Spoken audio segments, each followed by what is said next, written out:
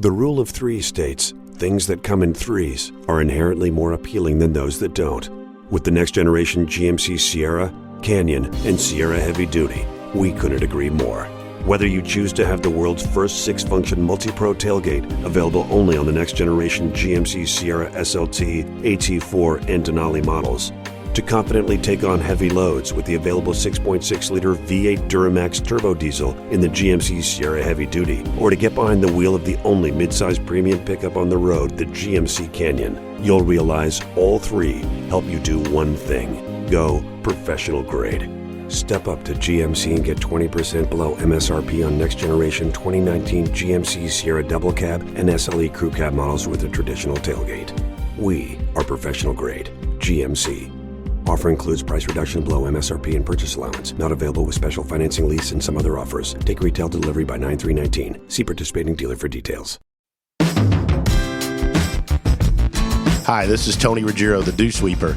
You're about to listen to an episode of The Tour Coach, which is going to give you an inside look at coaching golf at the very highest level, from on the PGA Tour with my guys all the way to here at Mobile, Alabama in the Dew Sweeper Dome, as we help folks of all skill levels, all walks of life, learn to achieve their golfing goals.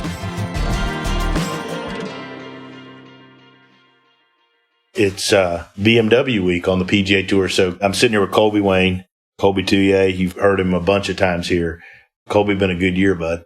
Yeah, man, it's been exciting. We've had, all the guys that we've had a chance to work with, they all made the playoffs. So yeah, and it's, so for me, I think you said it earlier, like if you get to this week, everybody's in a good mood. And so we're going home after this week. If they're playing next week, that's gravy. But, and that's everybody's goal.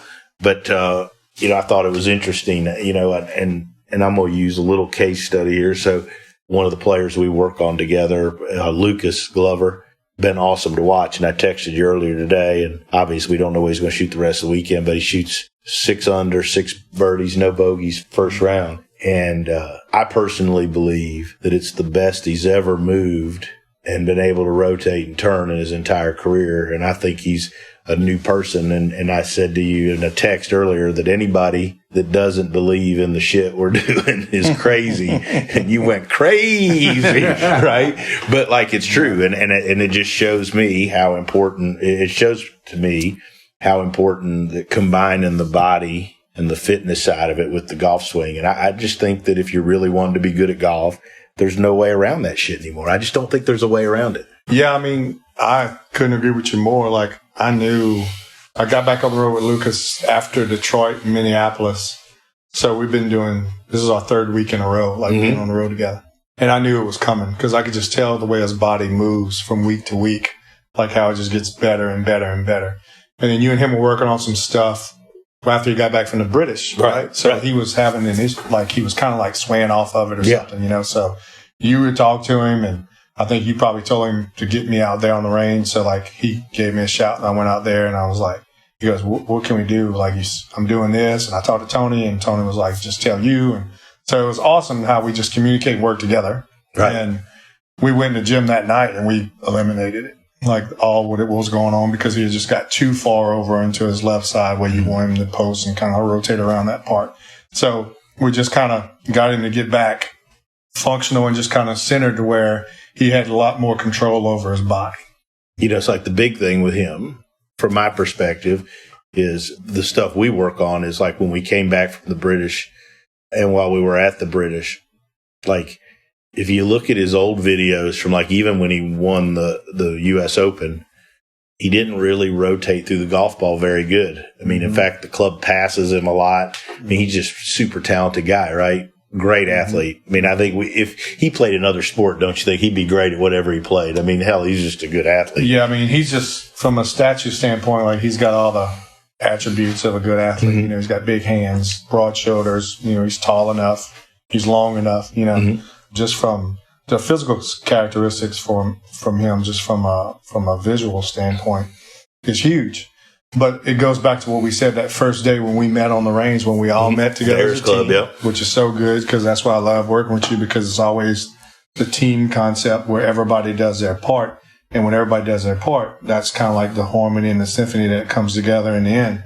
And I remember when we went out there that day, he was explaining to me this stuff with his swing, and I saw him hit a couple balls, and I looked at you. I was like, get ready.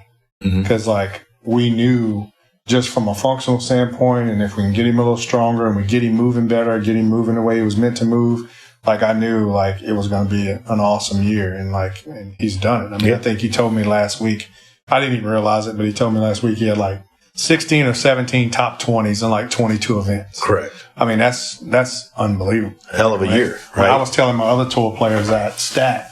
I was telling Justin Thomas, and I was telling, like, Bud Colley and Harold Varner, and, like, everybody was just freaking out because, I mean, that's a cool stat. And then to throw on top of that, out of those, 16 or 17 events, he had like 6 or 7 top 10s. Yeah, he's played awesome. He's good. And it's all a dedication to you from a swing standpoint, but it's also a dedication to Lucas, how hard he works. I mean, because there's nobody, he's right up there with all my guys. Like, I've got a good group of guys, and they all work hard. You've got some of the best guys in the world out there, and I pull for all of them because they're good dudes. And, and Lucas is right up there with him. He stepped in that gym when we started, a little over less than a year ago. And he's worked anybody, and he really bought into the process and believed in what we were trying to do and what we were trying to accomplish. And like I told him, if he did that, then I knew the results were going to happen fairly quickly. The Tour Coach here, we've got the best sponsors in the entire world, and one of them, the folks at Vineyard Vines, take the best care of me that anybody in the world could. Always going above and beyond to make sure I've got the best apparel out there, as well as the best product and the best looking gear for me and all of my junior golfers and all the dew sweepers out there. And so now we want to share the love with those of you that like the Tour Coach podcast. So each and every week, we're going to start a contest, and we're going to draw a winner for a couple of $100 gift cards where you can go online and get you some great looking Vineyard Vines golf. All you have to do is listen to the Tour Coach podcast and then go on Twitter and tweet me at DewSweeperGolf and at Vineyard Vines, #Tour Coach, and put one of whatever is your favorite part of the Tour Coach podcast. You can do the same thing on Instagram. Go on Instagram, take a picture of the Tour Coach podcast, put what your favorite part of it is, and then just tag me at the Dew Sweeper and at Vineyard Vines, #Tour Coach, and we'll do a drawing each week, and you can be the lucky winner of some Vineyard Vines gear.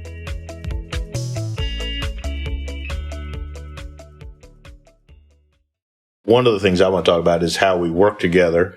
We've done this before on the podcast, but like in golf swing specific. So, for me, with him, like I said, he didn't turn through the golf ball as good. And so now that to me, like, I personally think he's got the backswing pretty licked. He's able to turn that right hip back, gets wound up as good as anybody out there. But going through, really had to feel like he could rotate and turn into that left leg and into that left hip. And so to me, when I told you what we were working on, he had gotten to where when he had that little stretch during the summer where he didn't play quite as good, he got to me where he looked like he rotated less through the ball. And instead of there being separation between his lower body and his upper body, he looked like he leaned into the ball a little bit. And we had worked on that a lot. And when he'd come to the Dome, when we've done stuff down there at Bears Club, we've used technology, all that stuff, trying to get that separation. But what really seemed to get it moving forward was when he could feel it doing some of the exercises he do. So take a couple of because some of those exercises, like if you're listening to this, make sure you check him out on Instagram. But like these exercises, those exercises directly impacted his ability to do this when he's with me on the lesson team. Yeah, because for Lucas, we really had to unlock his hips, and we wanted to increase some hip mobility. So we really we dove into just really creating a lot of stability in the lumbar spine, but it also freed his hips up to where he can really feel like he was getting really behind the ball in his right side. So what I did was I would attach this nylon strap called What's That Strap, right? So he would strap it around his right shoulder and do a circle, and it would attach him to where basically all the resistance was pulling him to the left. It would pull him left as far as it can. What we were trying to do is by doing that, it was getting him to be able to, when he would go into his backswing and when he would release, he would have to decelerate more into his left side, which that freed his hip up. So if I can get you to decelerate, then you can really accelerate with the hips. And then what that also created in turn is the separation you wanted. Mm-hmm. So he was able to really get behind it and just kind of when he was completely loaded, he can just cut loose. And then everything, it improved the sequence. So the connection with the ground, that ground up move that you wanted him to have more of, and the separation, it created that just through that exercise alone. Then we did another one where you wanted him to feel like a lot of separation, where basically I take a cable and make him hold a cable handle in front of him like an anti-rotation position where he's not moving his upper body, and I get him to turn his lower body underneath that. I love that. So it's creating that separation without the upper body moving, where the lower body would start to move first and do that. And then what happens over the summer, like when you say we all got back from the British, he was so far like leaning into it. Which is because he's played in the wind. Correct. Shitty weather right over there And last that's couple what days. he was telling me that you and him had talked about. I was like, well, that's easy. So basically I just went back to what we did before, just trying to get him to get back to that separation and stuff. And once we did that, I mean, it basically took 10 minutes in the gym. And then after that, he went down the next day and he striked.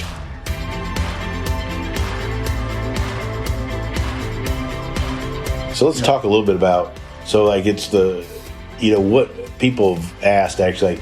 I sat in here in your room and I watched you with Harold and I watched you with Lucas. Like, what are you doing for the guys this week? I find it fascinating because lots of guys, I mean, everybody has a different number of people on your team, but to me, you fill lots of roles with what you do with these guys, and I find it interesting, and I find it also important for anybody trying to get good. But tell a little bit about, like, this week, take us through, like, what Lucas's day with you would be and what we did tonight. So, like, Lucas's day started today.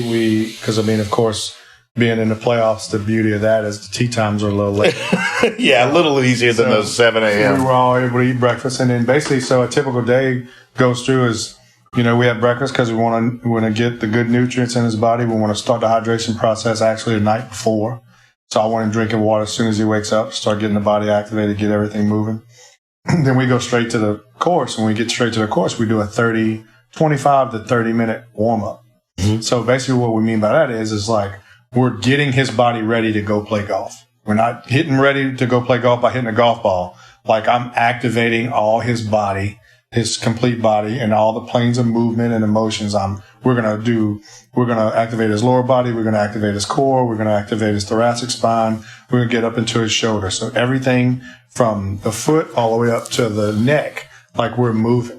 Mm-hmm. And we need to raise the core temperature because the whole purpose of a warm up is to raise your core temperature and get the muscles loose. So it's just like if you took a rubber band out of the freezer and you just pulled it, it would pop. Mm-hmm. But if you took the rubber band out of the freezer and let it and start easily moving it, and as it heated up, you could stretch it as far as you want. It would pop. Right.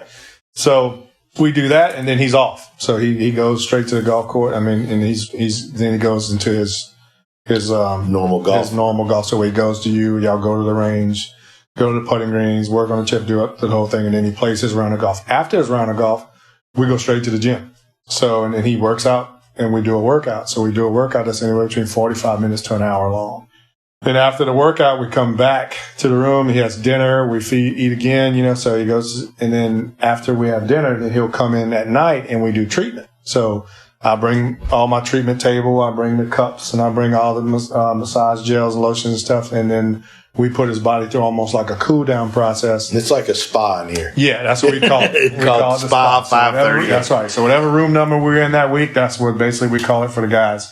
And then, because what I want them to do is a lot of guys, they do it like after their round, but I want them to do it after later at night, like where they're actually downtime, where they're actually going to go lay down after not going to do anything. Is that good? Is that better for them? I prefer it better. Okay. Because, it's like if they get out of they finish a round and they go get soft tissue work, then they go practice some more.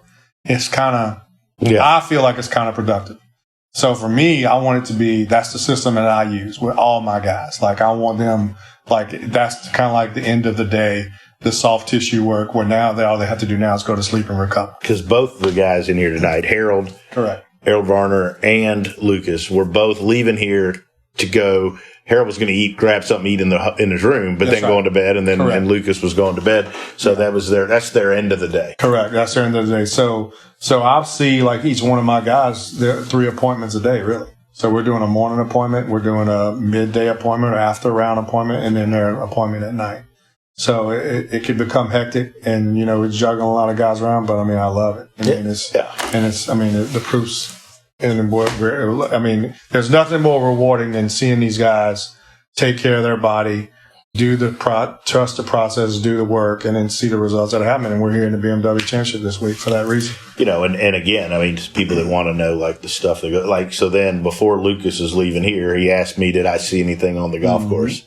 And, I told him the two things that I might have, you shoot 6 under with no bogeys. There probably wasn't a lot to see, but, we talked about something earlier that I think is important. And that is, I think if you're going to have a team, I think it's really important that all the people on the team are pulling the same direction and they communicate together. And I know you and I believe in that a lot. 100%. And we communicate on every player. And for folks listening, it's not just tour players. Like, a couple weeks ago, you guys helped me with my juniors and my elite players, and we communicate about those players. And you watch when they play good in a junior tournament or whatever, and you're like, man, that kid's going to be, whatever. Yeah. And I think don't you think that like that communication back and forth, that's part of why it works. It's everything. To me, it's the ultimate formula for winning and success is you surround yourself by good people and good things happen.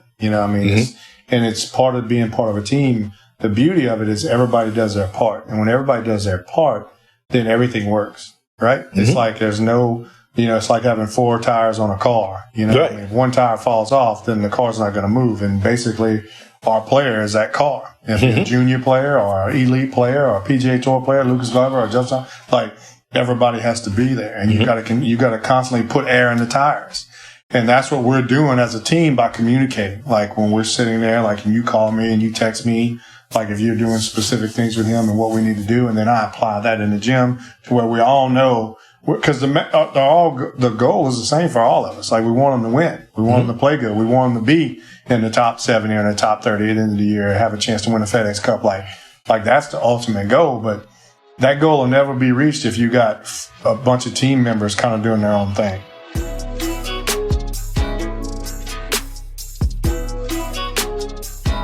I always say too that I stay in my lane, and it's interesting, like having a team to me is easier because like last week I didn't go. Weather kept me from going. You were up there and I was able to ask, hey, how was he in the gym? You went to the range. You can tell. We stood on the range together enough. Correct. If stuff's going the way I like it to go. Correct. And I think it also, if everybody's got the same goals and their goals are aligned, and everybody knows their role and they do their job, then I think it allows you to be more productive because not everybody has to be there all the time. Correct. No, I agree, because like my famous words with all of our guys is, what does Tony want you to do? And he's like, well, he wants me to do this, wants me to feel like I'm posting on this and turning. I'm like, okay, well then now, like just by verbally, when he's communicating that back to me, then I can get you on the phone, or I can send you a video, and you like tell him he needs to do this and do this and that. Or maybe you can get him in the gym, and what you think we can do in the gym can do something that can help that. And I can say either yes or no. It's awesome when you can kind of look under the hood, right? And that's kind of like what we're able to do in these podcasts and stuff when we talk about these different things, because you're basically looking under the hood of a fine-tuned automobile, right. Like how this works. Like when you see someone doing as good as Lucas is doing this year, just kind of they're getting, your viewers or your listeners are getting kind of like the concept of what really occurs. Because they see a guy on Sunday lift a trophy, but that's what's so awesome. There's so much stuff. But they don't know all the stuff that goes into it. It's unbelievable because there's so many hours and just all that. Like last week. So, at the Northern Trust, Harold played fantastic to earn his way in here. Yeah. Lots of people pull for Harold because he's one of the best guys out there. Yeah. But I especially texted you, because I know how much all goes into that. Yeah. Right. All of his work with Scott Hamilton, all of it with his caddy, with you, you know how much all goes into that. And then the other, but you mentioned that you ask him, what does Tony want you to do? And I think the thing I'm most proud of is that I think my guys, and one of the reasons it makes them successful is they're able to tell you. Correct. But we've all been around guys, and we've all, if you are out here on tour enough, you're going to see guys that maybe we don't work with, but if you ask them, they couldn't tell you what the hell their coach wants them to do, their fitness guy wants them to do. And to me, that's where they get lost. And like, it may be real simple directives that I want them to do. And your exercises are very specific, geared towards what I'm trying to do. And they know it. But like, if you go into, I think the guys that get lost go to the gym because they think they're supposed to go to the gym. Yeah. They just go through the motions. Right. Like everything that we're doing in the gym has a purpose. And like when people see it on and it's directly geared towards what we're trying to do in the golf swing. Like everything, like when your juniors went, perfect example was when we had the juniors thing, I was telling them all, like you have to treat your body, what you do to your body and how you train your body is just as important as your short game or your long game. So if you're willing to spend 4 hours out here trying to figure out your driver, then you should be spending at least 45 minutes in the gym trying to figure out your body. And what we do, and that's what I love about working with you, is because it's just like my goal is I want my guys to be self-sustainable. Like, because it's an applied science. So it's just like what you do. Like, my guys need to understand this is what we're doing and this is why we're doing it. And that way, if they need to do it on their own, they have to do it on their own. It's just like you can't be with them every hour of the day. It's like me. Like, I might be with them an hour, but there's 23 other hours in the day where they got to make the right decisions and do the right things based on nutrition and hydration and rest and getting off his legs and, you know, all these different things like that. And that's the stuff where they have to be self-attainable. They gotta own it. So it's just like you tell them, you got to own it. You got to own your swing. You got to own the work. You got to go dig it out there. You got to do what you got to do. And that's the same way I tell them with their bodies. Like, you have to own this. Like, you can't fake fitness. No. You know, you can't just go through the motions because eventually it's and you can tell every time when they tell you they've been doing it and you get 100%. Them in the gym, they can't. And I've seen you. I've laughed. I mean, Lucas doesn't. But there's plenty of them that'll tell you they've been doing their exercise. They don't, and you can tell right off the bat. I know within 10 seconds. And I can tell watching them hit balls. There's guys that I've said, hey, you know, I can tell by the way their right shoulder's moving if they're, you know, or I can tell how good they're turning through depending on what they're working on. 100%. And that's the beauty is everybody's different. So everybody's got a different program. Like if I see guys and they're not getting deep enough into their right side, then they haven't been doing it. They haven't done any of the hip stuff that they're supposed to do because it's foolproof. Like what I'm giving you is foolproof because you're not going to move worse if you're doing these exercises. You're going to move better, period. There ain't nobody on the face of this earth is going to move worse by doing these exercises.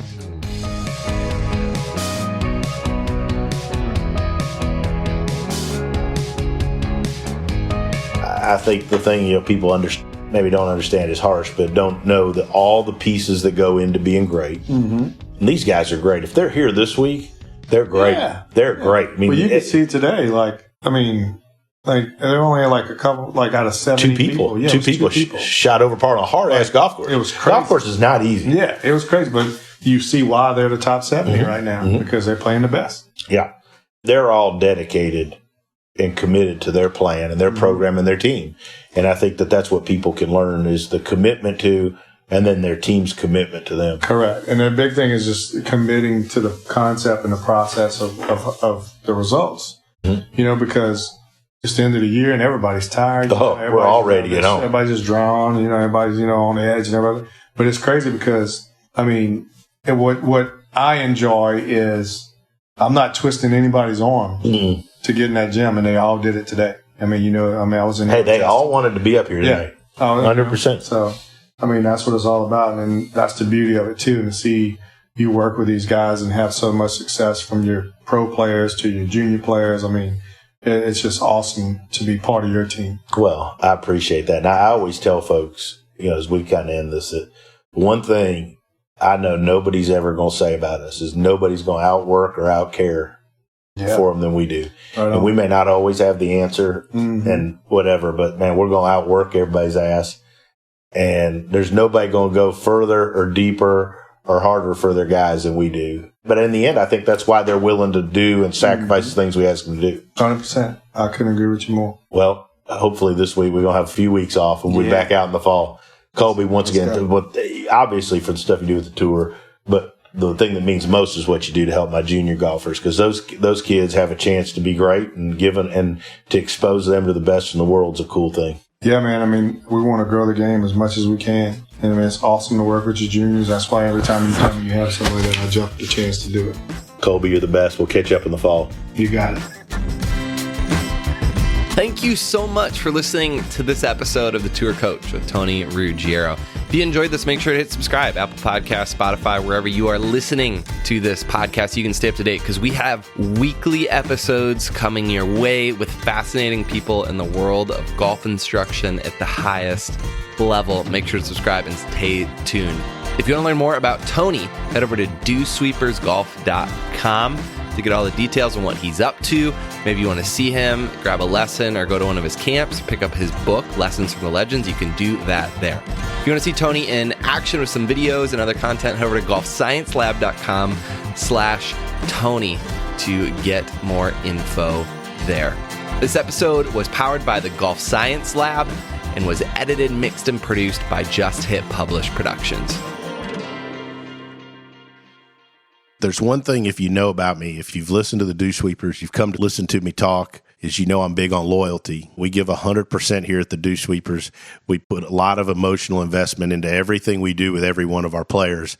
And the same can be said for our partners and the folks that have been with us for the long haul and help the Dew Sweepers, help our juniors, help us get to our tour players. And so I want to give a special thanks to our sponsors. Our sponsors are, first and foremost, Buick and our local Buick dealers here around the Southeast, Shrixon Cleveland Golf, who've been with me for over a dozen years, and their belief and support of what we do here with the Dew Sweepers. And lastly, the folks at Vineyard Vines.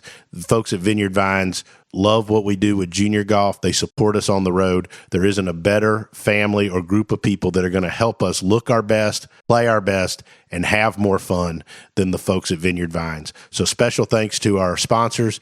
Please support those as you get the opportunity. And for more information about any of those, check us out at dewsweepersgolf.com, or you can always check me out on Instagram at @thedewsweeper.